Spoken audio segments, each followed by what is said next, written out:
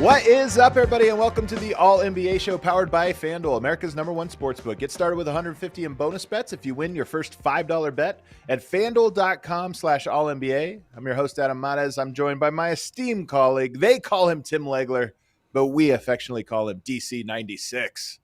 How are we doing today? What's up? Yeah, baby. Got my avatar will be back to work tonight. He's taking a nap, getting ready for a late night. So I love most people. The avatar is just yourself. I love that this is your buddy, DC96. It's like an alter ego that gets to come to life. There's no doubt, man. If I get tickets to an event from now on, it's going to be for DC96 and myself to go to the game. I think it's going to get to the point where people are going to expect to see DC96 when I show up somewhere. They're like, oh, it's just legs. We were hoping. By the way, what do you think of that name? I came up with that name literally on the fly live because I realized we hadn't named it. And so we're live. We're starting the show. And they talked about the avatar. And I said DC96. Do you like that name? I thought it was pretty good. I think it's perfect. It does sound like a gamer tag or something. Yeah, you know? a gamer tag or like a robot or like it's and obviously people need to understand the reference, right? DC is for the Wizards and then 96 this year of my career, man. So that's what we're going with. I love it. It's like your little robot, your little C-3PO. We have obviously a great show, man, because the games keep delivering us storylines and interesting things to talk about. And last night, what a ridiculous way for a game to go. Blowout for the Knicks. Game over until all of a sudden it wasn't. A team that's known for comebacks gets the craziest one yet as the Pacers beat the Knicks 138-135. Later on in the show, we're going to talk about Shai Gilgeous-Alexander winning the MVP this year. We're also going to talk about next year's MVP. It's never too early to get into the MVP conversation, but just talk about, okay, it's been interesting to see the MVP over the last 5-6 years, how it's gone, but it does feel like maybe we're entering a new era. So we'll talk about that, and then we'll preview the game Thunder Timberwolves later on in the show. But let's start, Legs, with the game last night. I watched this game late because I had a meeting. I had to be like a late night meeting I was in. So I didn't watch it until the very end. And I caught that last part. I caught the last shot and I was so blown away because I knew the score. I was blown away and I didn't know how they got there. So I had to come home and watch the rest of the game. What an insane way for that to go. Nesmith catches fire, 20 points in 5 minutes, a new record for the playoffs, and then capped off with Tyrese Haliburton hitting the game tire to send it to overtime and then get the win. Walk me through what you're thinking as you watch this. So you experienced this last night the way I did last season when I had gone to my car on a Thursday night football game with the Commanders and the Bears, and I missed the greatest play in the history of the stadium as I was in the parking lot. So that's exactly it. So at least I heard it live, though. I did hear it live, which made it even worse, to be honest with you. But all right, look, I called it last night on the air, and I believe this. I think and look, I guess the data bears it out, considering those specific metrics of deficit in time had never happened before, right? 0 and 1,414 with a team in a playoff game up 9 inside of a minute to go. It never happened before. So I called it the greatest comeback in any playoff game in NBA history. I'm going to stick with it. I know that obviously if, and I don't have every comeback in every, NBA finals game of all time. And if a team came back from, 6 down in the last minute to win a finals game and went on to win a championship, maybe you could say, hey, the context and the impact is greater. But I'm talking just in terms of sheer deficit you're facing with the amount of time left, that's the greatest thing we've ever seen in terms of comeback in the history of the league. I still really can't fully believe what I just watched because of I'm getting ready to go on Van Pelt. As always, I'm taking a bunch of notes. I'm preparing my touch screen that I want to do on the Knicks' decisive run when Brunson went out of the game, and found a couple of plays I liked with OG Anunoby. And I'm like, this is where this is incredibly improbable. Brunson goes out. It's a tight game. He goes out and they go on a run. Like, you don't expect that from the Knicks. That's where I was going. And then all hell broke loose. And there's a lot of stuff that went into it, Adam. So my first overarching thought is just, it is a case study in what a team needs to be in a moment like that in terms of consciousness, effort, intention, never at any point showing any sign of taking your foot off the gas or waving the white flag or anything. It's a case study in it because you have to keep sprint. Now, listen, I could list 10 things that could have gone different on either end of the floor, any one of which changes the outcome. So it's incalculable, the number of things that had to go your way in that amount of time. But the point is, this team has proven time and time again, they don't have that in their DNA. They just keep on playing. They keep coming at you. And if you help them, this is what can happen. And the Knicks certainly helped them. And this is a combination, as it always is, of the Knicks doing some things that kind of have you scratching your head, and the Pacers pouncing on every single opportunity. And that's what I saw. But I think I'm giving full credit to the Pacers. At no point did they think that they were out of the game entirely. And it's really incredible because I don't know any other team in the league that probably would have thought that way, down 14 under 3 minutes. This is what they do. They come back and they make miracle plays, late in games. They've been doing it all playoffs. They've been doing it all year. This is sort of their MO. And their question is always, is it more of a collapse or more of a comeback? To me, I love that you gave the Pacers credit. They deserve it. They've been doing this. They've proven they have it. This is a collapse because this game was out of reach. And you mentioned there's a couple things that could have gone, one way or the other. Obviously, some of the hot shooting from Nesmith, but there were so many mistakes in the clutch from the Knicks. I know after the game, Jalen Brunson said we let our foot off the gas. They let their foot off the gas, got out of the car. They completely left the scene for this to collapse. Missed free throws, unforced turnovers, not like forced trying to make a play, unforced turnovers. And then obviously, some crucial defensive miscues there as well. So to me, I look at this and I go, congrats, Pacers. That was phenomenal. But Knicks, you let this one go. All right, so let's. I think the best way to do it is to kind of walk through this a little bit. Do it. Overtime is separate because at that point, you still have to just go execute and play basketball. And the Knicks actually got off to a 4-0 lead, but Indiana made the plays they had to make. But that was more like normal basketball. What we saw in the last 259 or whatever it was not normal basketball. So let's start with Brunson hits the three, 2:45 to go. Pacers are crossing half court down 14. That first shot is a Haliburton three, gets a little brush screen, and he pulls it from 30. All right. And he shoots the ball so high, it's practically up there touching Bill Bradley's jersey as it's coming down. And now, okay, boom, there you go. It's 11. All right. It made a great shot, man. Nothing you could do about it. Knicks were in front. They're like, okay, we got to live with a contested three. He makes a three. 2:38 left when the ball goes through. They're still up 11. Next possession for the Knicks. They burn 23 seconds off the clock, which is great. No movement. They end up Brunson sort of going one-on-one middle of the floor, shoots a three, contested, misses it. Now there's 2:15 left. It's an 11-point game. Now here's the first major breakdown for the Knicks. Come down the other way. Nesmith ends up hitting a weak side three. But what happens on the play, if you go watch it again, it's just incomprehensible to think what the Knicks were thinking defensively. They run a ball screen on the left side of the floor. Ben Shepherd sets the screen. Ben Shepherd, who, by the way, had just checked into the game like a few minutes earlier, has barely played. He's not really a threat in that situation. Right. Sets the screen and then dives to the rim. All right, it's Ben Shepherd. Josh Hart, who's guarding Nesmith on the weak side, floods over, runs full speed, full commit to take that dive away. Why? And then to Ben Shepherd's credit, he catches the ball. He almost traveled because I think he was shocked that Josh Hart was running at him with that kind of force. He turns, pivots, throws a cross-court pass to the opposite side of the floor to Nesmith, who catches a three. Brunson did everything he could to run over there and get a hand up. Doesn't matter. Too late. It's all created by the Knicks. Just play it straight up. Let Ben Shepherd dive to the – first of all, Mitchell Robinson is on the baseline. Ben Shepherd's not scoring a layup right there. And even if he does, who cares? It's two-pointer. It's insignificant. They overreact to it. Nesmith hits a three. So here we go. 119, 111. Knicks go the other way.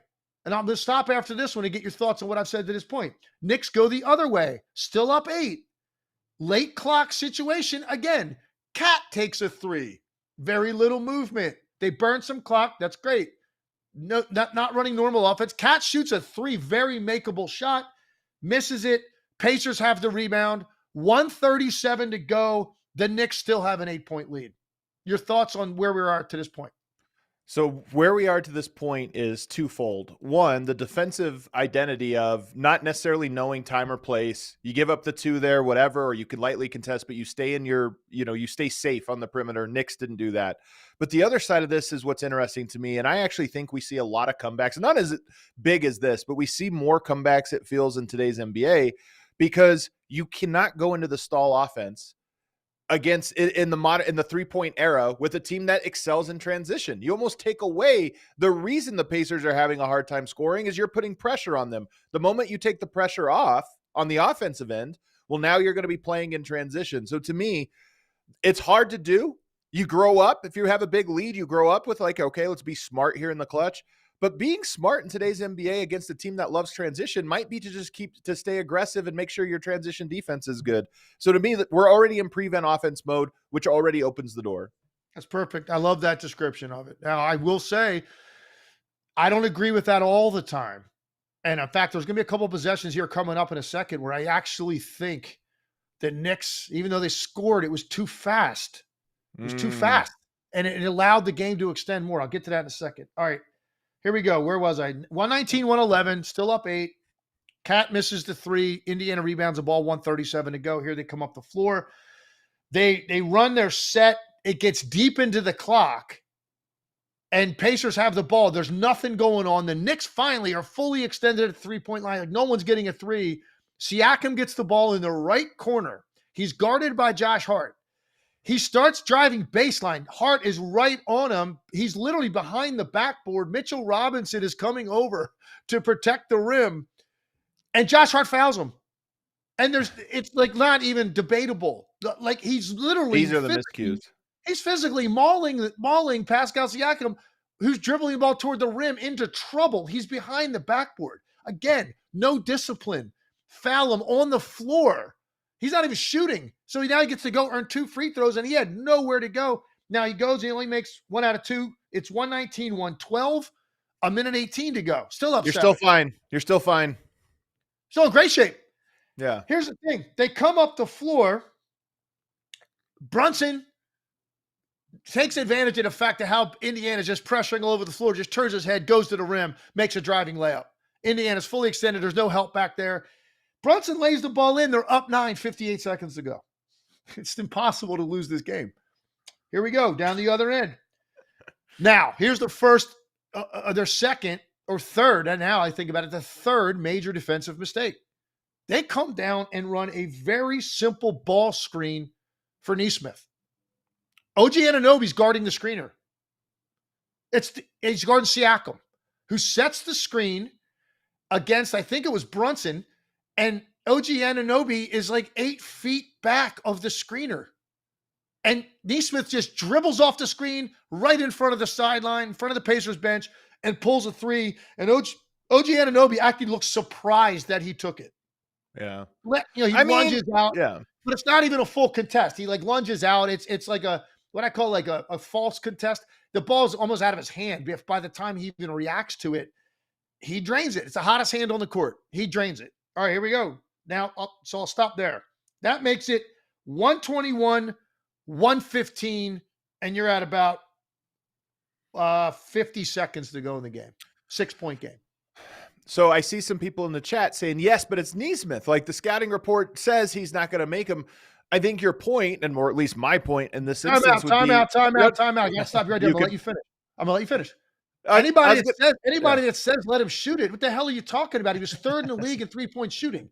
He shot 43% for the season, and he's 54% in the playoffs from the three-point line. And he's already made 5 or 6. Yeah. At this point, he's already made so many. I didn't throw that out. Everybody's saying we'll live with Nesmith shooting it right there. You know, I mean, come on. Get some contact. I throw it out. It doesn't matter if it was, the worst three-point shooter on the team. You're not going to lose that big of a lead 2 points at a time. Just it takes too long. Right. There's too many things going on. So no matter who it is, you shade towards the three-point shot. You shade to make him take a rhythm dribble, take a sidestep, just do something to make things more difficult, not concede that. And to your point, that made it 150. What do you say, 121, 115, where Correct. Now you're starting to get in the danger zone.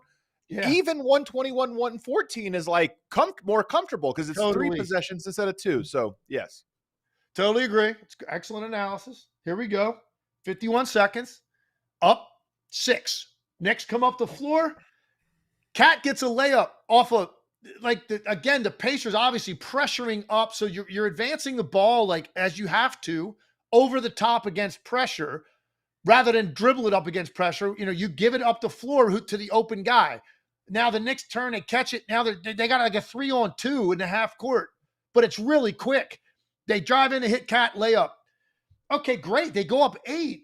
They burned 9 seconds. Now, look, some people might say, hey, man, you take the layup right there. I guess because you don't have to go make 2 free throws, you're going to get fouled. But could you have passed the ball around maybe 2 or 3 times before they fouled?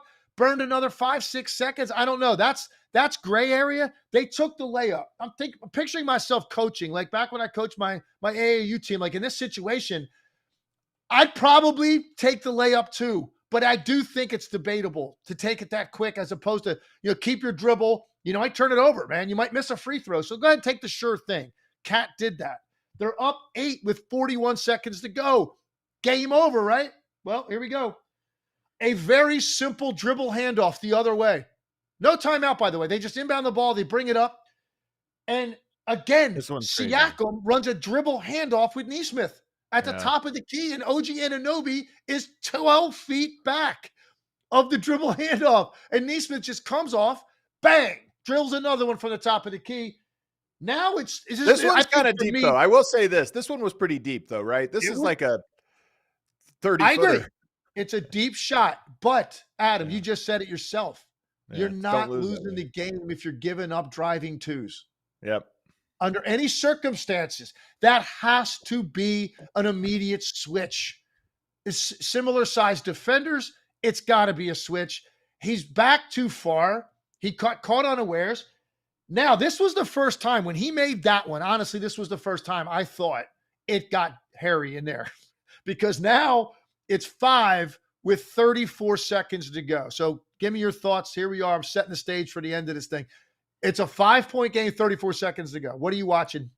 The ball is rolling downhill because I think after that 3 that you're talking about is now where throw out whatever the numbers say. The momentum has fully gone to the other side of the floor. So now you're in danger zone because now there's a tightness that naturally arrives here. Even though you should still win, you're now in a point where it doesn't feel fully in your control, even if it should be. Beautiful. And now we get to the play I wanted. I told you before we came on the air, I got some stuff in here that no one else was talking about. I brought this up on SVP last night and SportsCenter because I thought it was that important. So 34 seconds to go. You're up 5, your ball. Again, they go super quick because the Pacers are pressuring, so they attack. 5 seconds later, after Nesmith hit that 3, the Knicks are at the rim trying to score, and it's that play. The ball is bobbled by Anunoby. It goes up in the air. He jumps to kind of flip it over the front of the rim. Siakam comes from the weak side, makes a play on the ball. There's a whistle. They call a foul on Siakam. We're going to challenge this. Now, here's why I wanted to talk about this. At least half a dozen times throughout the course of the game, the Indiana Pacers players, as all players are prone to do, here we go, looking at Carlisle. Here we go, man.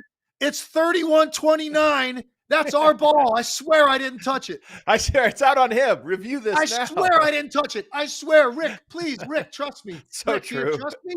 Rick, please. I mean, and Rick Carlisle, they kept showing him. This went on for 3.5 quarters. He's going like this, guy. Yeah. These challenges, man, dude, do you have any idea? To me, it's like one share of Bitcoin. It's one share of Bitcoin. That's what I'm holding on to with a challenge. It's in my pocket. And dude, it's so valuable. I'm not wasting it on an inconsequential. The only way I would burn it prior to the fourth quarter, if I was coaching, was if it was to prevent there's only 2 scenarios. Okay. Only 2 scenarios prior to the fourth quarter would I ever use a challenge. If I'm trying to protect my star player from picking up like their 3rd foul in the first half or their 4th foul in the 3rd quarter. If I thought I could protect that situation, that's vital. Or if I think I have an opportunity to get a foul on their star player that's going to put him in foul. That's it, huh? That's it, man. There's nothing else. Man, it's I don't not know. worth it. Yeah. Not worth it. So my point is, guess who had it? By the way, Tebow, I don't even remember the play. Tebow burned his in the first half. I don't even know. And guess what? That would have come back to help them later. He didn't have it. Yeah. There was at least 4 plays after that I thought were challengeable for the Knicks, like in terms of, I don't know what I saw. He didn't have a challenge because he lost it in the first half. Rick Carlisle, here you go. It's like laying that ace down, bam, on a poker table. And guess what? He wins the challenge, so he gets to keep his challenge. More importantly, they reversed the call because Pacers had imminent possession. So here we go. Now, this is the one that the Knicks tried to defend it properly. It was a down screen for Nesmith in front of the Pacers bench, and Hart closed out so hard, but he slipped because Nesmith gave a little head fake, and Hart falls to the ground. Nesmith, one escape dribble, lets it fly, bang. 2-point game, 22 seconds to go. Give me your thoughts on what I just said about the challenge and just where we're at now. I like it all. I think you're right about the challenge. The only thing I would say is I would add a third reason to use a challenge early, and it's if you erase real points off the board. For me, real points would be like 3 points. If somebody gets a 3-point and they call a foul, or gets 3 free throws and they call a foul and there's no foul, 3 points is a lot in the course of a game. So I would use it in that situation. Wow. As well. Wow. 3 points is 3 points is a lot of points. Like if you just talk about the value of giving somebody three. Not in the modern NBA when there's 80 3-pointers taken a night. It's not. I mean, it's 3 points is a lot just in terms of 3 points. A team's only favored by 3 points. Most games are within in the 90s. When I played, 3 points in the 90s was like insurmountable. Walking 2 miles through a dark alley. It was a lot.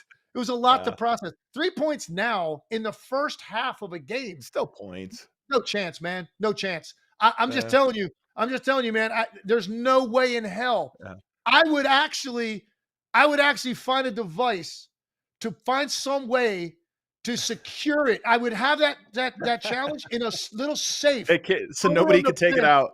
that my assistant coach only had the key to, and I would tell him, under no circumstances you give me that key until the fourth quarter of the game, unless it's one of the 2 situations I described. Anyway, here we are. He had it. He used it. He won it. Yeah. They hit a 3 immediately. They hit a 3, and he retains the challenge. That's going to play big. That's going to play a big part later. Yeah. So now here we go. Indiana's down 22 seconds. The Knicks burn 8 seconds throwing the ball around, playing keep away. Pacers foul Cat. 14 seconds to go. Up 2. Makes 1 out of 2. You're up 3. Pacers. They call timeout, but they run an interesting play, man, where they have the balls at half court being taken in. They have all 4 guys in the backcourt, 75 feet from the basket. And they all start, it looked like a flag football play. Like all 4 guys are running up the floor and there's nobody near them. And they all start going different directions. They throw a flare to Nesmith on the opposite side, and very wisely, OG Anunoby immediately fouls him before he can even get into his upward motion. Well-timed. Nesmith makes both. Almost no time off the clock. Now it's a 1-point game again. And then the Pacers foul again. This time it's OG Anunoby. Pacers down 1. OG makes 1 out of 2. 7.3 seconds to go. They're up 2.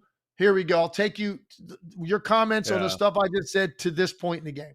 I mean, I have no comment here because at this point the game is sort of just fully in motion. Like you said, this is the pivotal points were prior to this. So now this is kind of playing out now. All right, here we go. The last play of the game. They have to go full court. They don't have a timeout. They throw it in, and Haliburton, I loved his comment after when he said he was going to try to maybe get a floater. And he's lucky he didn't, because that was going to get blocked.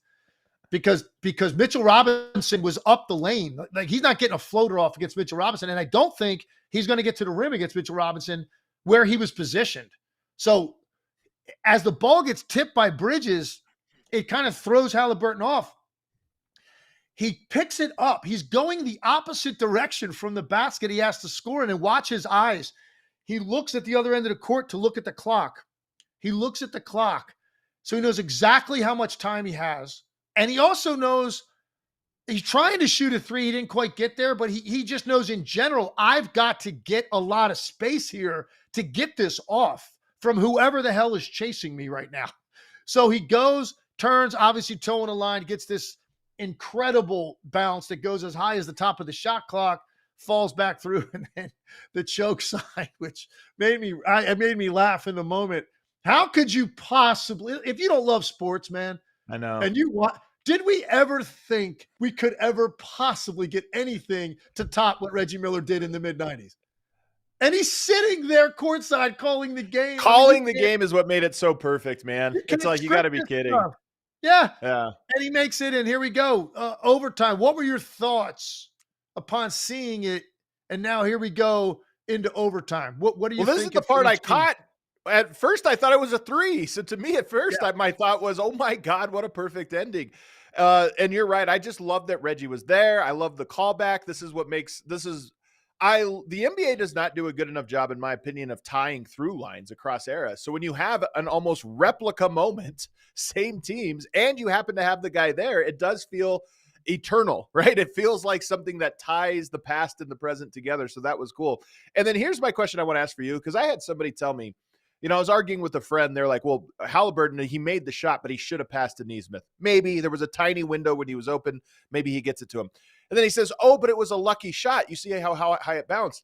I think when a ball hits back iron and pops perfectly up in the air straight up, to me, that tells me the shot was perfectly on line. Because if it's a little left or right, it's going to bounce up, but a little to the side, it's going to have movement.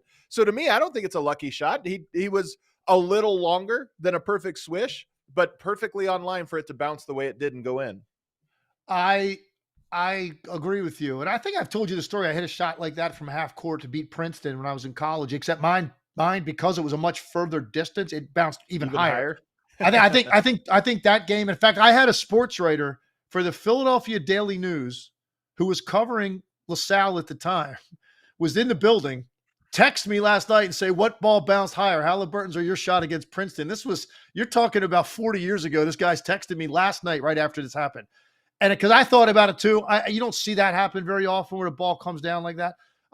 So mine was more lucky because it was a 45, 50 foot shot, but I'm still trying to shoot, to make it. So I don't think anybody that's trying to make a shot, you would consider it lucky.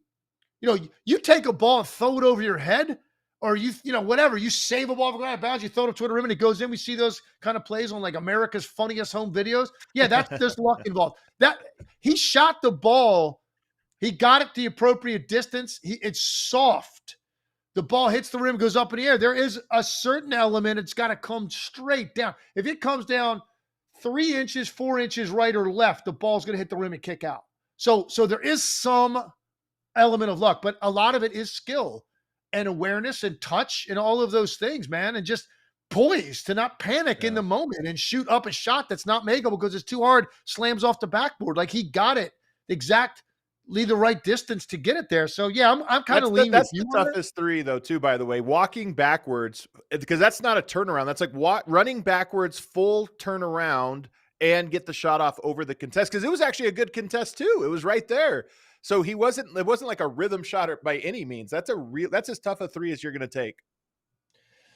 All right, here we go. We get into overtime. Knicks get off to 4-0 lead in overtime. Pacers, it's back and forth. Pacers I thought had two really big plays in the game. One was Haliburton. They ran a great possession. The ball got swung to Haliburton after the Knicks were scrambling. He had 20 feet of space to shoot a three. And he actually ball faked, guy ran by. He sidestepped. He's looking at the rim. Brunson, like I've never seen Brunson run that fast in my life. He runs from the lane out at him to force him to force him off the line. He takes the side dribble. Mitchell Robinson is guarding Obi Toppin in the corner on that side of the floor. He sees Brunson fly by Haliburton, and when he sidesteps and lines it up, Mitchell Robinson is like, man, I'm the only one that can get there. He leaves the corner, runs out, shot gets missed. He contests it. Nobody's there for Obi Toppin, who runs along the baseline, gets the putback dunk. They go up one. But the Knicks score again to go up one. And then the next possession was the play where Nembhard back cuts Josh Hart, who got caught watching the ball on the other side. But here's the part I did on the touchscreen last night. When Nembhard cuts while Josh Hart's looking at the other side of the floor where Haliburton's running ball screen, Nembhard cuts behind him. He's open. Mitchell Robinson is on the block on that side of the floor, but the exact time that he cuts and Haliburton's about to deliver the ball, Mitchell Robinson turns to the weak side corner where Toppin is, and he's looking at Toppin like, you're not getting a free run at the rim again. Meanwhile, Nembhard's cutting right behind him to catch the ball and lay it in to go up one. I thought that was the biggest possession of the game in overtime. They go up one, and then it just becomes a matter of getting a stop, and they did. By the way, I left one thing out. 20 seconds to go. Knicks down one. Do you remember the play on the sideline? Did you see the play on the sideline where OG Anunoby throws a pass to the sideline to Jalen Brunson? Nembhard gets out there, tips it, and they call it Nick Ball. 20 seconds to go. Guess who had their challenge left? I love this so much. You're right. Nobody is talking about this. Rick Carlisle. Hey, oh, wait a second, guys. Remember that challenge I won before? I got another one. Here it is. And bam, drops another ace on the table. And they go look at it, and guess what? It hit off Jalen Brunson. He tipped the ball. Those are the toughest ones, man. Oh, they're brutal. And you could tell by Jalen Brunson's expression the entire time he knew. They showed a close-up of him on the bench during the challenge. He was like biting on a towel. He was very concerned because he knew, if you touch the damn ball. He knew. Yeah. And so here we go. That's 20 seconds to go. And then weirdness, Adam. Really weird thing happened at that point.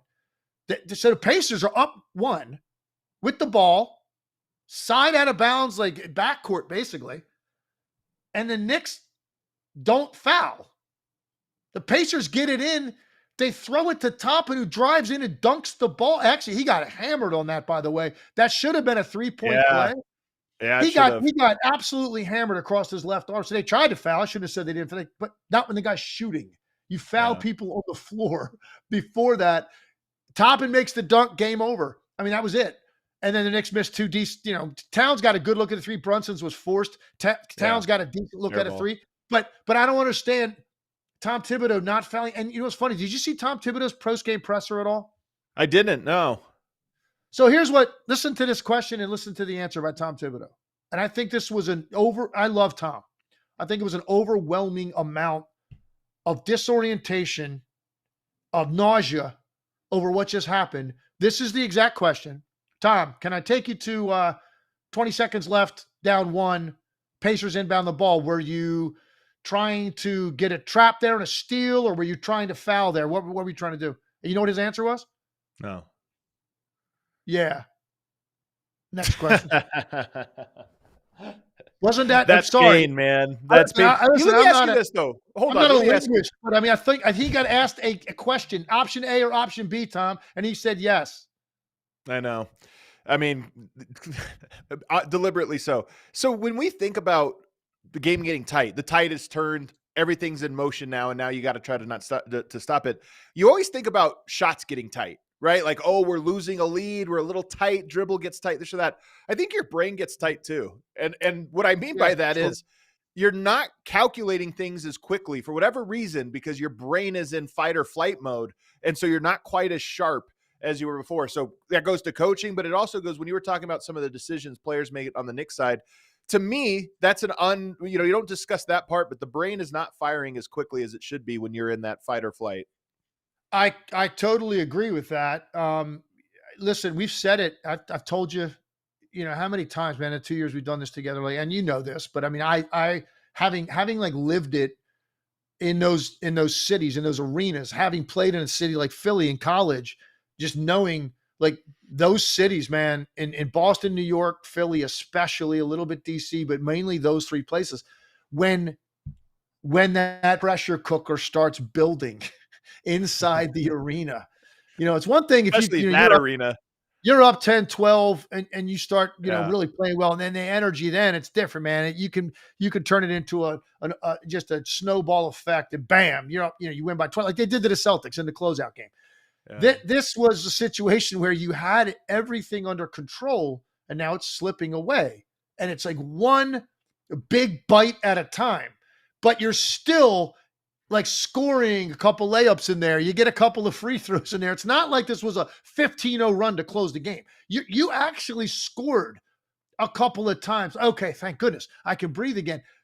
But when you get down to that last 30 seconds and it's now a 5-point game, now the tension that all those people were feeling that think this is the year they have a parade in Manhattan, Yeah. and you feel it slipping away from you, even though it's one game. The Knicks could still win the series. I thought Indiana was going to win the series. I said it from the beginning. I really like Indiana. The Knicks could still win the series, but I think this is going to make it one hell of a lot harder to do that. And all of those people knew it. I can't imagine what that felt like if you were in the building to witness it, and like what those people were mumbling to themselves as they sort of stumbled out into the street. Like they, Right. you don't even know what the hell just happened. Are we really down 0-1? What are you talking about? Like, that's kind of the feeling I had watching it. Well, don't you think like that's a great crowd, one of the best in the NBA, but it's a double-edged sword because you have momentum on your side. That gives you even more momentum. That crowd gets behind you, but there's the flip side to it, a great crowd, not just theirs, but any great crowd, which is the tension gets higher too in those moments because the emotion is so thick in the room that when the emotion is anxiety, the anxiety triples. I think that's when you watch that game, that's what you feel is everyone in the building just sending this anxious vibe onto the court of like, oh no, here it comes. Even Timothy Chalamet, who's been courtside every game, couldn't act calm. I mean, this is an Academy Award-winning actor. He couldn't even act calm. Yeah. You know what I mean? Like, of all people, Timothy, lead the way. Show people how to act calm in that situation. You've been in roles like that. You've made movies like that. Act calm. He couldn't even act calm. John Hamm is sitting there losing his mind. Everybody was having so much anxiety. But again, it's I just described, I don't know what series of events, Adam, it's like I said, it's an incalculable amount of things that had to go right. Every one of them, every single one of those things had to happen. I think if you reverse any one of them, if Nesmith misses one of those threes, if Cat or OG make both free throws, if Carlisle doesn't have a challenge, I mean, there's so many different things that you can look at that had to go perfectly for Indiana to win the game. But guess what? They did. And at the end of the day, it's a race to 4, and they've got one that they shouldn't have. And that's really what it comes down to. And I also think there is a feeling going forward. We'll see if there's a carryover. The Knicks are probably not going to really feel secure again in this series with any lead. And the Pacers are never going to feel out of it. Yeah. That's a pretty heavy psychological thing, I think, to carry forward in the series. I think it's true. Let's actually take our first break. We're going to continue this discussion very briefly on the other side, because if you cut out the last 4 minutes of this game, the Knicks dominated. And if they don't blow it, you walk away from this going, Knicks have the upper hand here. They think they have a lot of advantages. So I'm going to talk about that on the other side. First, NBA playoffs are underway, so there's no better time to be in the arena experiencing that playoff intensity in person. Can you imagine the intensity of last night being in that building? If you're trying to catch your team live this postseason, let's tell you about our friends at Vivid Seats. Vivid Seats is the best place to get your tickets for any live event. They have the best selection of games and seats, and every purchase is backed by their 100% buyer guarantee. Plus, Vivid Seats is the only ticket marketplace that rewards you for every purchase. So download the Vivid Seats app and start earning rewards towards free tickets. New Vivid Seats users who use the promo code ALLNBA30 will receive $30 off their first purchase of $300 or more. Once again, click the link in the description of the show or go to vividseats.com or download the Vivid Seats app and use promo code ALLNBA30 for $30 off of your first purchase of $300 or more. When it comes to playoff basketball, being there is all that matters, so experience it live with Vivid Seats. Also want to tell you guys about the presenting sponsor, FanDuel. FanDuel is the best place to find all your favorite player props, and now you can make the smart play with new performance trends. Want to see if a guy has been hitting the over consistently, or maybe you want to put together a little single player parlay, maybe a triple double. You can get the latest stats and insights right there on the app, see who's heating up. And once the game starts, that's when things get interesting. You can combine live prop bets into a same game parlay for a chance to win big. If you don't already have a FanDuel account, it's not too late. You can get in on the action.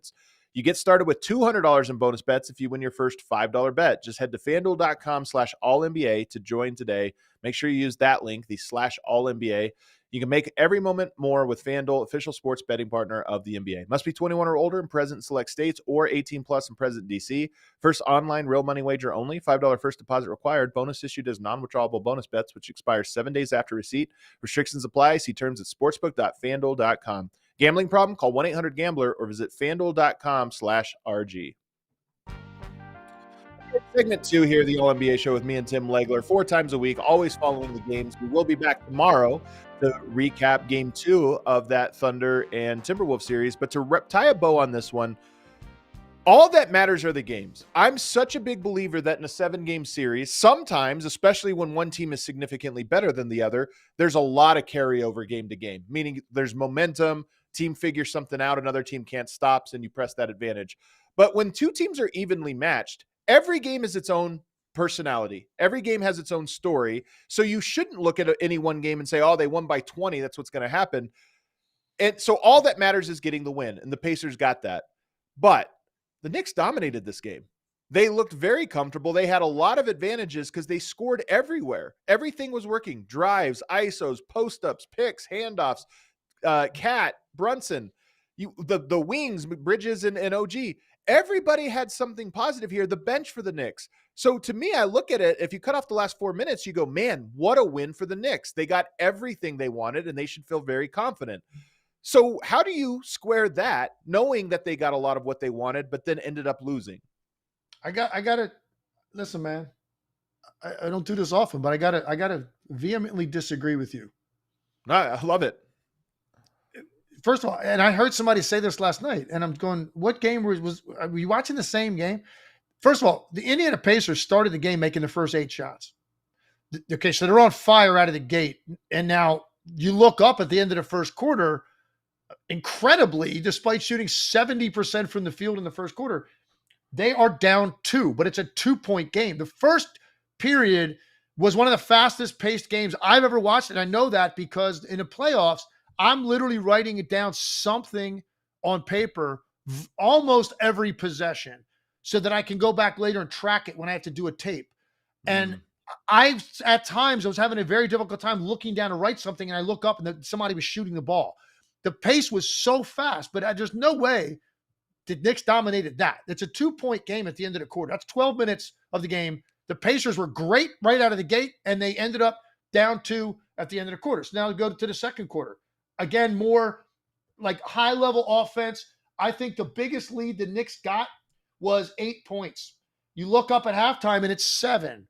I wouldn't call that dominating. I mean, they played well. The Knicks, here's what I will say. The Knicks looked like they were scoring fairly easily. And at that time, at halftime, I'm thinking, man, this might be a difficult matchup for the Pacers defensively because they're not a great defensive team.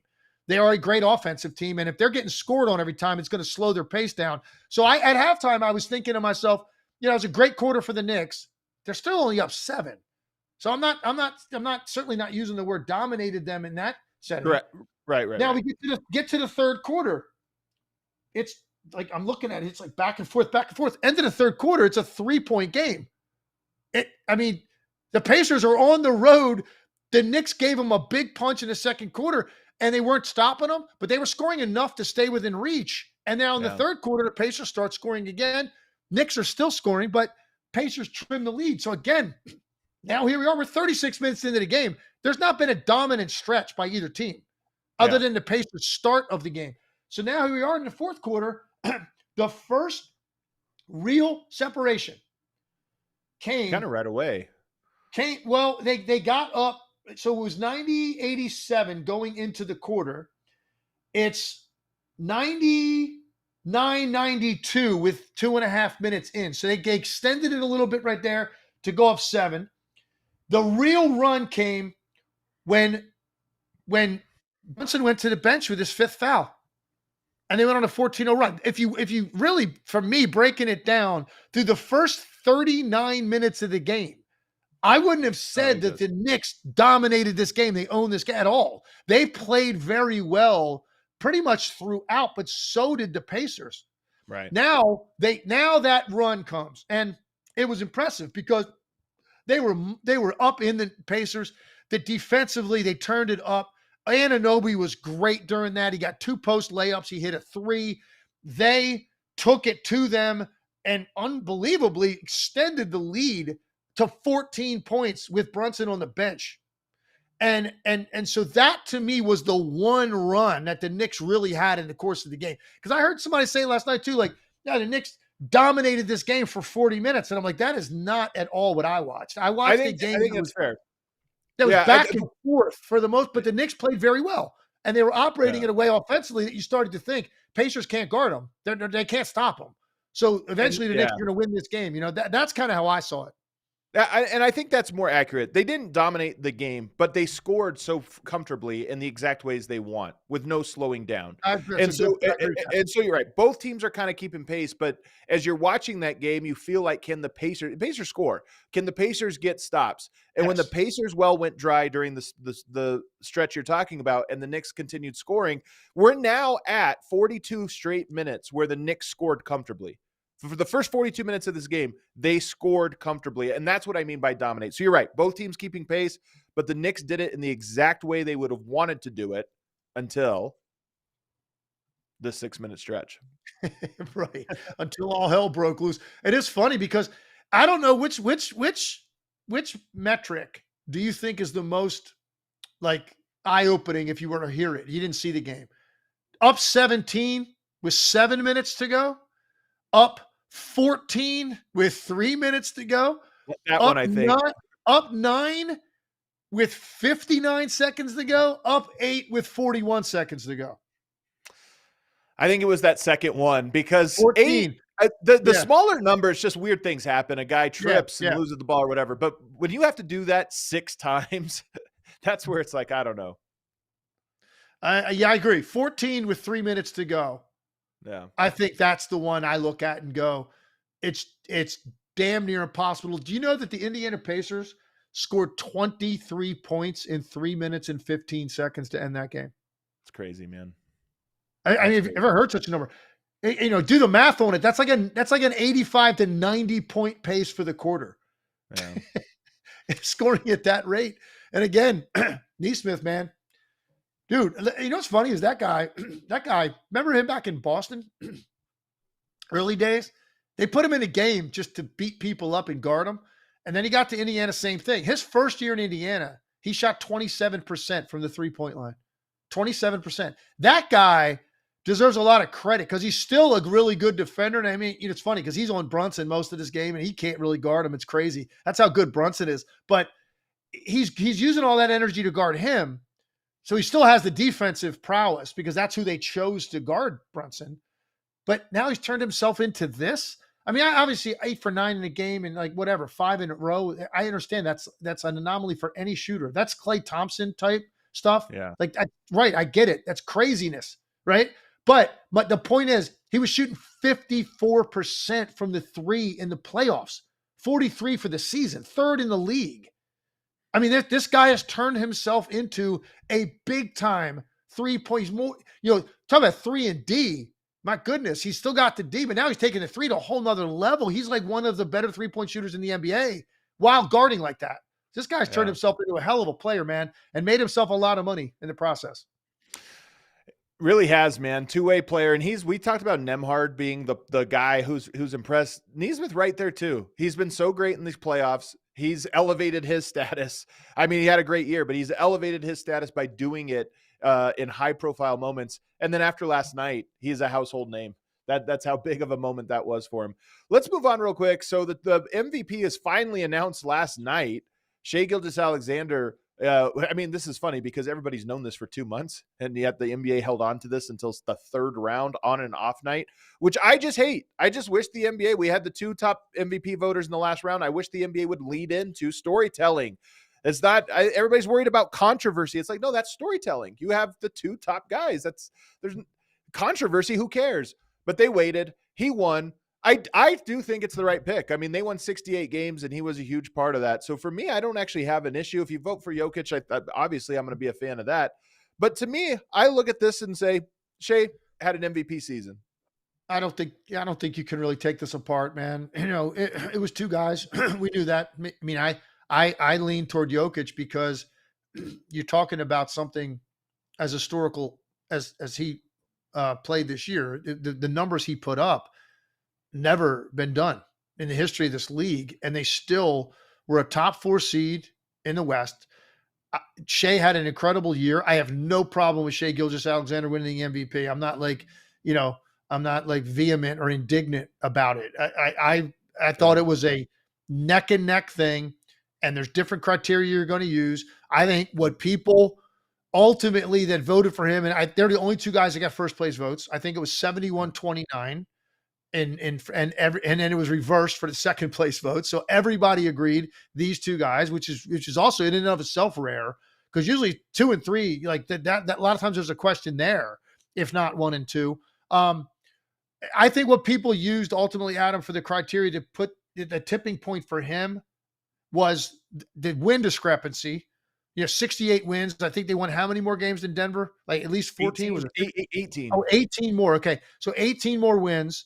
And then I also do think, despite the fact that Jokic, was up there in steals and all that, I think people looked at Shai as like a committed, conscientious, on-ball defender on the best defensive team in the league. And he is a big part of that. He's not a guy that takes plays off. He commits defensively, man. The guy plays hard. Yeah. So it's not like he's just putting up numbers, letting everybody else go do the dirty work. He's willing to roll his sleeves up too. So you look at him as a complete player and on a team that just ran circles around the Western Conference. And I think that ultimately people say that's just too much of a win disparity to ignore. And that's why I'm okay, man. If that's what your criteria was, I looked at it differently. I looked at it in terms of Jokic, a 3-time MVP and had his best year ever, and still team that was in the top 4 in the West. Not like they were 7th place in the Western Conference. Like everybody's different. It was 71-29. That's which I like. I like that. I like it because I think there's too much consensus. And you just mentioned they were the only ones to get first place votes. I even wouldn't have minded a couple Giannis first place votes, not because I think he should have won it or any of this. I think MVP is ambiguous enough that it's fun. I like that people have a different perspective on what value means in the NBA. This isn't one that I think everybody has to come to a consensus on.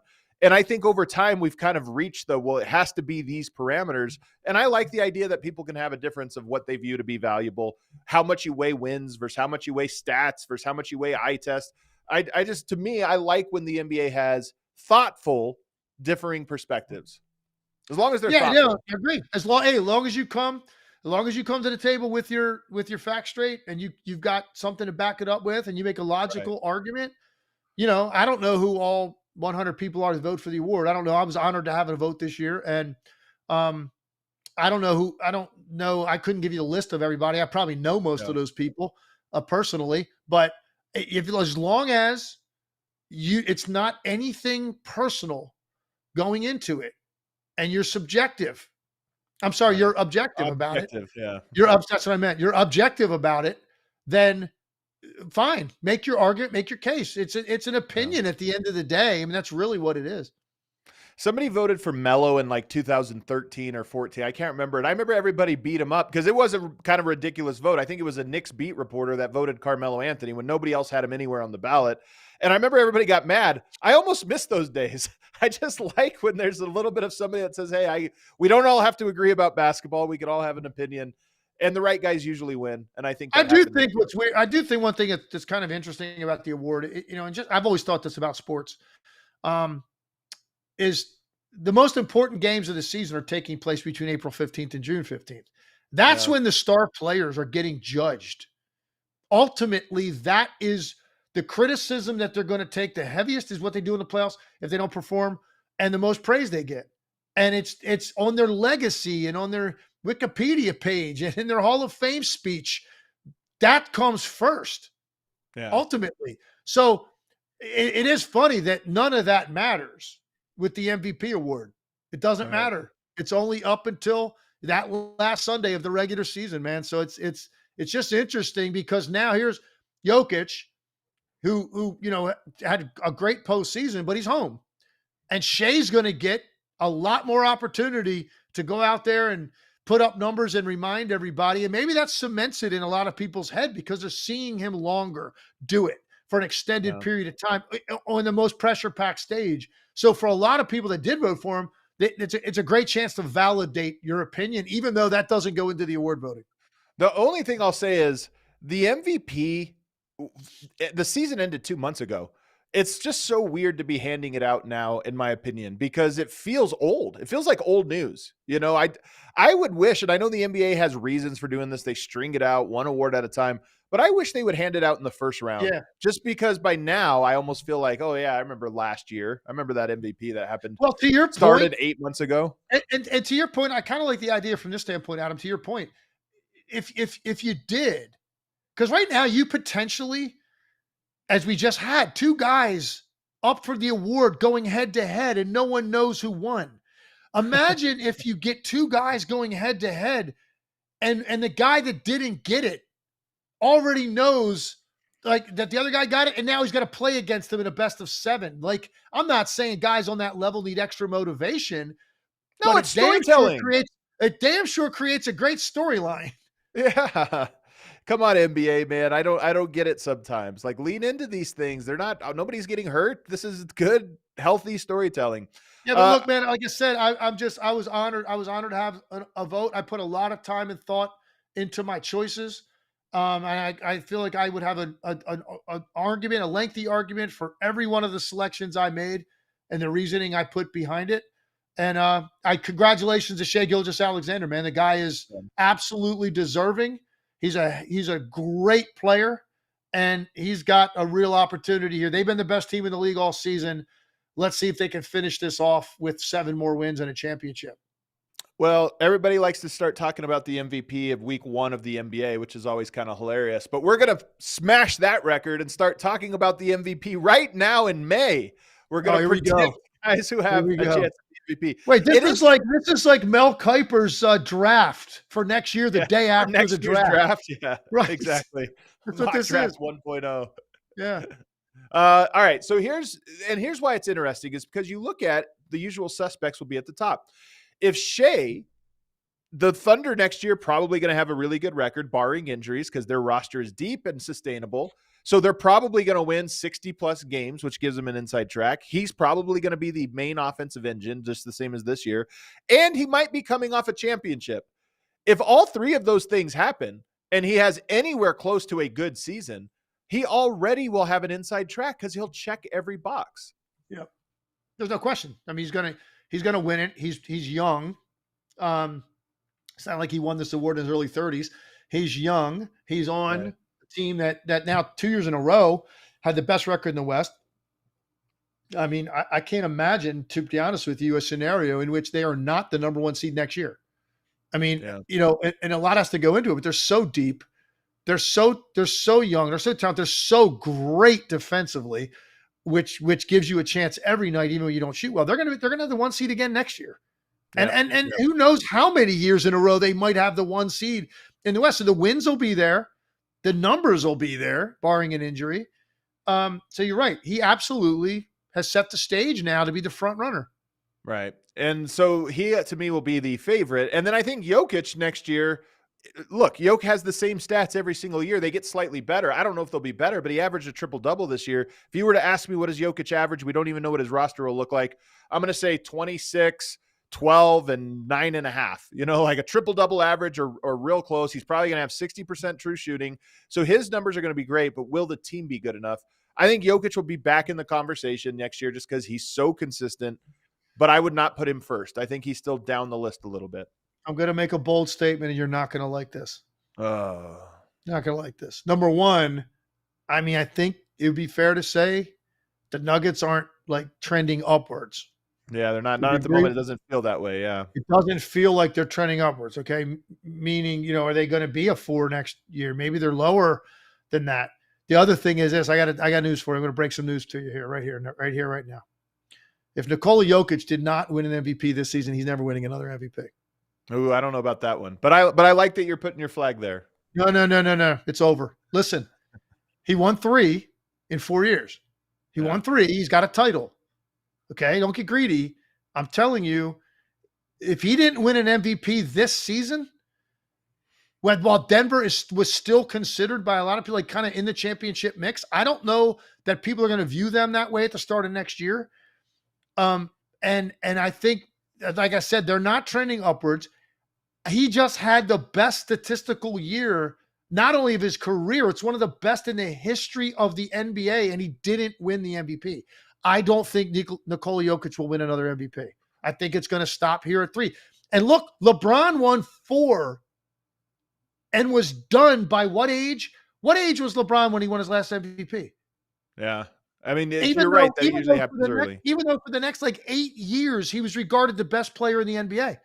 It ends at some point for different reasons. And it ended, I think that's it for Jokic. I don't know that he's going to win another one because it's not just Shai. There's other guys that are in the mix. And I think you want to talk about a couple of those guys before we go off, right? Yeah, for sure. So then the next guys I'd look at, Giannis, the question is, where will he be? He's not winning, I don't think, an MVP in Milwaukee, but there's a chance he gets traded this offseason. And Giannis is still statistically dominant.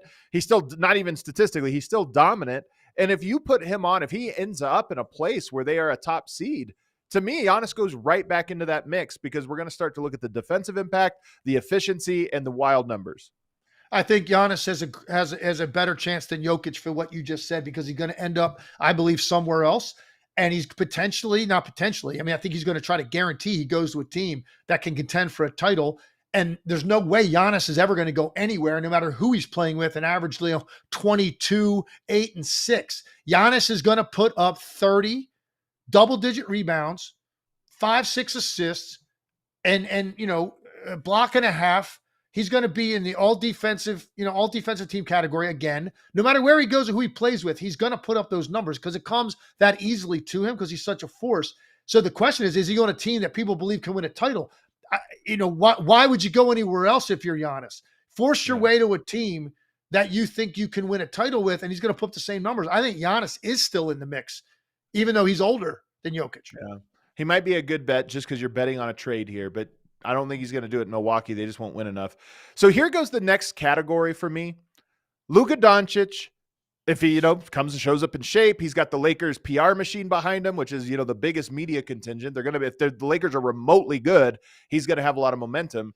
You have Anthony Edwards. If his stats get there, he's kind of making a leap. We'll see how this series goes, but there's momentum going into the next year. Jalen Brunson, Tyrese Haliburton. That was like the next category. I don't think any of these guys are winning it. But you carry momentum from a deep playoff run into next year, and then your team's a top 2 seed, and you have good stats. That's the argument. Yeah, I like it. And let's talk about the Luka factor real quick. I think he's absolutely, you have to thrust him in there, even though a lot of people right now are down on Luka because of the trade, the post trade, the way he looked, his defense got attacked, all that stuff. People forgot about his greatness individually in Dallas and winning games by himself because of the way the season ended for the Lakers, getting beaten 5 games by Minnesota.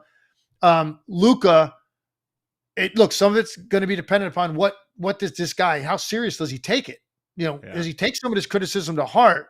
I know he's never going to be out there, pulling, hitting a blocking sled on the beach, like in the off season. Okay. he's not that. All right. He's not Apollo Creed training in the off season. He's never going to be that, but can he take it a little bit more seriously? Can he show up in a little bit better shape at the start, ready to be do damage from day one? That's key. The other thing is this, and this is what we need to think about with Luka Doncic. And what year did he come into the league? Can you tell me? 18 or 19. I don't know. Have it in front of me. All right. Well, I'm just looking at their years since 2019. 2019 he came into the league. So 2019, Yeah. 20 was his first year. Yeah. Here's the problem for Luka. He's never been on a team. 2018, 2018, 19. He's never been on a team that won more than 52 games. I got news for you, man. It's hard to win an MVP if that's where you're coming from. It just is. It's tough. It's been done. Westbrook won it with, I think, 147 that year, averaging a triple-double. He won the MVP. Basically a team of role players and him, and he won an MVP. It can be done, but my point is if Luka really wants to win an MVP, his numbers could actually be a little bit lower if the Lakers go win 62 games next year. Yeah. Now you're looked at differently. You're coming from that 4 to 6 spot all the time. You make it really hard on yourself. It's easier for people to pick you apart. If you're in a team that's like right there, now OKC's going to have the 1 seed in the West. I'm predicting it right now. If Lakers are 2 and they win 60 games and they're within arm's reach of Oklahoma City most of the year, and Luka puts up similar numbers, he's got a great chance to win the MVP. He's got to be on a team that's got more regular season success, and some of that's on him. The next guy, so now we get to the fun ones because, Ant, Haliburton, Brunson, they're all good players. If their team has a top year, if they just, whatever happens in the offseason kind of will help determine that. But if they just win a lot of games, they can be in that mix as the next year. But here's the dark horses that I think are fun. Number 1, Joel Embiid.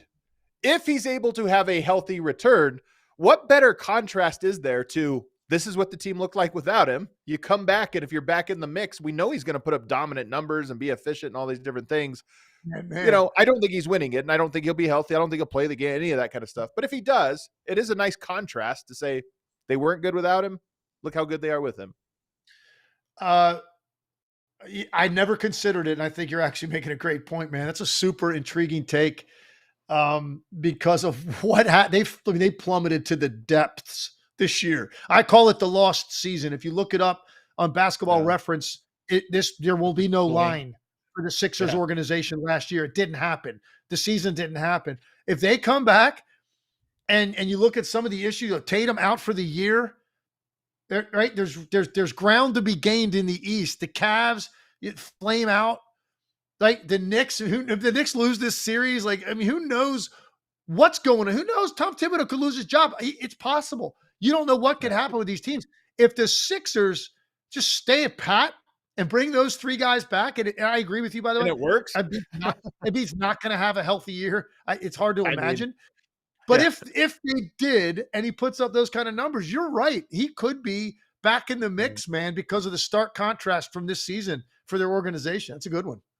But here's my real dark horse, Victor Wembanyama.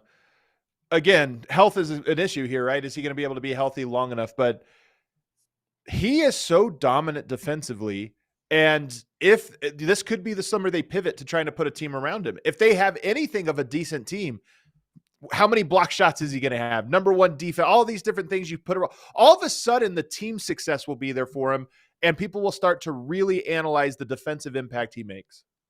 I think that's a great call because actually when you texted me, we were going to do this today and I put some thought to it. He was one of the top guys on my list because there's so much unknown of what, how quickly will that get there for the Spurs? Obviously you've got to be relevant. You got to certainly be, above 500. You got to be, and I saw somebody make a point, I made the point about winning games and they said, well, Jokic won it when he had 48 wins and Luka won 52 that year. Yeah, I get it. So the combination of just statistical absurdity you can put up, you can be in the, I guess, 48 wins and above, whatever. For the most part, what I'm saying is if you're in a team that's near the top, your name is going to be talked about all year for the award. If you're down in the middle of the pack, it's going to be out there, but it's going to be harder. That's all I was saying. I'm not saying it's impossible. So the question is, Adam, how good are the Spurs going to be? And if Wemby is like freakish, even by his standards. Yes, he will be. He will be. Next year, even by his standards, I'm saying that. What if he, can he make the jump next year, in your opinion, to 28 points a night? To me, what team do they put around it? Yeah, I mean, what team do they put around him as part of this, right? Like, if Yeah, he's playing alongside another superstar, and I'm not talking De'Aaron Fox, I'm saying if they build something there where you look at it and go, man, he has a running mate, I just think it's possible they win a lot of games. And yes, it yeah. might be possible he's more efficient than ever because the emphasis is on another player on the offensive end. Is that the end of your list?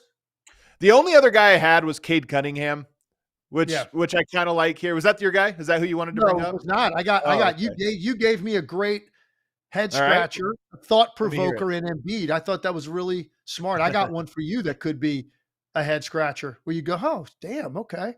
All right. How about Anthony Davis? Come on. It's Come on now. actually more practical than Embiid, to be honest with you. The Embiid I one mean, was even more look, wild, man, but sure. if now you're gonna This would go, be more funny. let's say you go half a year without Kyrie, or at least it might Yeah. be more than that. It might be March, right? Number one And defense. you're doing, Anthony Davis stuff. The key is staying healthy, like the year he had in LA when he played, 70 games. Like, you got to play. Can't have these Yeah. injuries that keep you out weeks at a time. You play. He's obviously a just multi dimensional player, does all those things. And let's say Cooper Flag hits right away, and he's making up for a lot of the Kyrie loss, and he's it, man. He's like right away as a rookie impacting you on both ends. You still have a good roster around Anthony Davis. You win enough games that you're kind of in the mix in the West. Kyrie comes back. You have a late season push. You're even better. And you play 70 games. Your Anthony Davis put up those numbers, and the Mavericks are top 4 in the West. Now, I just gave a lot. It's a reach. I understand. But I'm just saying, We're he's got the talking dark talent. horse. He's got the talent. It's another dark horse. I think Embiid's a dark horse. I think AD would be one. I like it just because they were scary defensively when they're healthy, and they just added Cooper Flag. Will he be great defensively right away? Defense is tough in the NBA, but he's certainly going to give it a go, and there's a chance. And I like it. If they're just the number one defense next year, and they're a team that they get to 54 wins, even though they can't score, but they just shut you down, that's their identity. You know what? I can There's see one it. guy you didn't mention, by the way, that I think we probably should. How come neither one of us? And I think I'm partly to blame as well. Neither one of us mentioned Jalen Brunson. I put him in with Tyrese Haliburton. I like if you have Oh, a you good did. You run to said the his name. finals. I didn't hear you say his name. Okay. Yeah, it's like I think a lot of that has to do if you make a finals run or win a championship this year, you have momentum. You could do the same thing, and then you have momentum into next year. So they're on my list. It's a long shot. That's a long shot. Well, let I us know think. in the comments. Oh, go Yeah. ahead. I was just going to say, here's what it really is for me going into the season. Next year, it's going to be Shai Gilgeous-Alexander is out in front of the pack, holding the think you're right. baton. He's holding the baton coming around the home Yeah. stretch. He's going to have to drop the baton, which means an injury or something crazy. Because I think you win it this year, you're going to be on a team next year that's going to win 65 games in your sleep. I think he's going to be clearly the leader and the favorite going into next year. I see in the chat, Charlie says this whole segment was a reach. Yes, we're talking MVP 365 days ahead of when it'll be advanced. It is definitely a reach. Let's read some super chats here, Wait, though. What do we got? Infinite wisdom. Cooper Flag is overrated. I can't wait. Infinite wisdom. We're going to have this. We're going to have this talk about mid-season. You give him some time, get his feet wet. Give me till mid-season. All right, All-Star break. We'll revisit this. Infinite Wisdom is definitely going to be in the chat after the first Summer League games. And I told you he's a bust. 6 of 14 shooting. He's a bust. All right, what do we have? Jiawa Huang says Pacers are now 6-0 in the clutch in the playoffs. Man, that's their identity. Yeah. I love this Pacers team, man. They're so fun. They're so fun, man. They're so fun to watch. And they're stylistically, it's just every time somebody lets it fly in the fourth quarter, you expect it to go in their entire playoff run, not just last night. So yeah, that's an incredible number. 6-0 in close games in the postseason.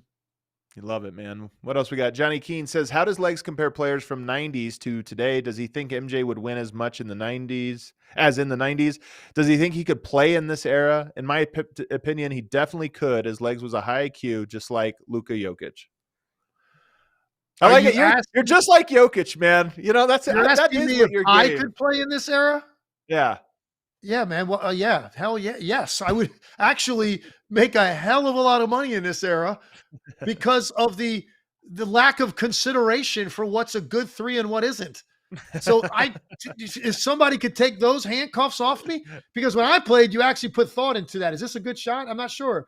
I don't know if this is what we're going for right now. The ball's got to go inside to all of our dominant post players. Like in this era, anytime you touch it, shoot it. Yeah, man. If I had that kind of freedom mentally, I think I'd be fine. What else we got? Johnny Keene says, also love the show. Best duo on YouTube analyzing b-ball. Man, we appreciate that, man. Johnny. We appreciate the love. Hit that outro music. We also appreciate the love you guys gave to the Legler cast in the comments yesterday and on social media. Legs, you're back at it tonight. Can't wait, man. Get back to that VR headset. We're going to dive in before the game and talk about OKC's defense. And then obviously throughout the game, I'll be putting that headset on and taking you on the court. It's really cool. Opener, we got even more stuff tonight we didn't get to in the first game. So if you want that kind of analysis, man, check it out tonight. I think Legs is pretty good on that cast, but I think the star of that show is DC96. That's the guy you got to tune in for, man. Get Legs out of the way. Get more screen time for DC96. My avatar, he is on the massage table right now getting prepped for the game, buddy. I can't wait. Ankles getting taped in the studio tonight. Hit that like button for us, everybody. We'll see you tomorrow.